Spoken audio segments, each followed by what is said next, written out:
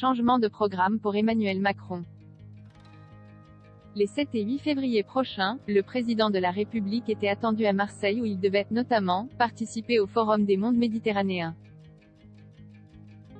Mais comme le rapporte la Provence, le chef de l'État ne sera physiquement pas présent puisqu'Oyol a annulé sa venue, préférant prendre part à cette réunion par visioconférence.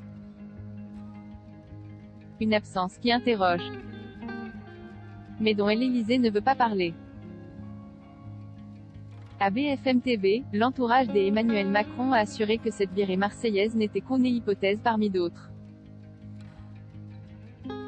Selon la Provence, son déplacement pourrait être reporté aux 4 et 5 mars prochains, lors du sommet européen des régions et des villes, organisé dans la cité phocéenne. Mais cette absence peut être étonnante, alors que Emmanuel Macron n'a toujours pas levé le voile sur ses intentions à un peu plus de 2 mois du premier tour de l'élection présidentielle. J'aille d'abord l'obsession que la phase aiguë de l'épidémie et le pic de la crise géopolitique actuelle soient derrière nous. Je ne peux pas raisonnablement expliquer aux Français que je vais m'adonner à ce temps démocratique important, alors que je leur ai dit que je serai président jusqu'au bout et que nous avons une crise à la frontière ukrainienne qui menace notre sécurité collective, a-t-il simplement répondu à La Voix du Nord, ce mardi 1er février.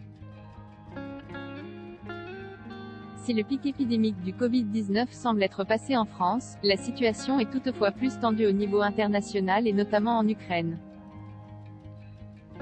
Emmanuel Macron en tête des parrainages. Il est possible que je me rende vendredi en Allemagne pour la 2e fois en 10 jours pour un sommet avec le chancelier allemand et le président polonais.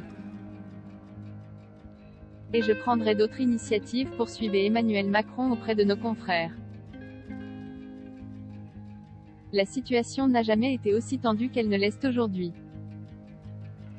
Les heures que nous vivons sont décisives pour la sécurité de toute la région. Mais la candidature d'Emmanuel Macron ne semble pour autant ne plus faire de doute. Pas encore déclaré donc, c'est d'ailleurs le chef de l'État qui est en tête des parrainages d'or et déjà validé par le Conseil constitutionnel. Ce mardi 1er février, à un peu plus de 2 mois du scrutin présidentiel, Emmanuel Macron avait déjà reçu 105 parrainages, devant Anne Hidalgo avec 48 et Valérie Pécresse, avec 34.